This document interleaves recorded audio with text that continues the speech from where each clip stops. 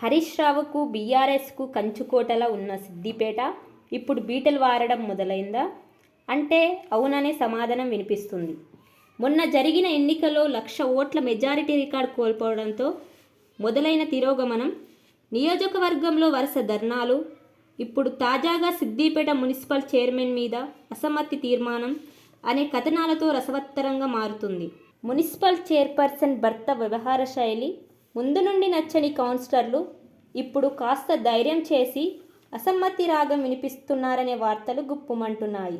ఎన్నోసార్లు సదర్ చైర్పర్సన్ భర్త వ్యవహార శైలి గురించి పార్టీ అధిష్టానానికి మొరపెట్టుకున్నప్పటికీ అధికార బీఆర్ఎస్ పార్టీలో కీలక నేత అయిన హరీష్ రావు ఇలాకా కావడంతో ఏమి చేయలేక లోపట అసంతృప్తిని దిగమింగుతూ గడిపారని సమాచారం.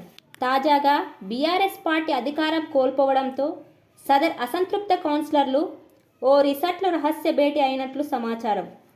అయితే అవిశ్వాసం నెగ్గకుండా ప్రయత్నాలు జరిగిన పక్షంలో రెండవ ఆప్షన్గా పార్టీ మారే ఆలోచన చేస్తున్నారని తెలుస్తుంది. చూడాలి మరి. 20 ఏళ్లకు పైగా ఎలాంటి ఆటంకం లేకుండా సాగిన హరీష్ రావు ప్రయాణం మునుముందు ఎలా ఉండబోతుందో.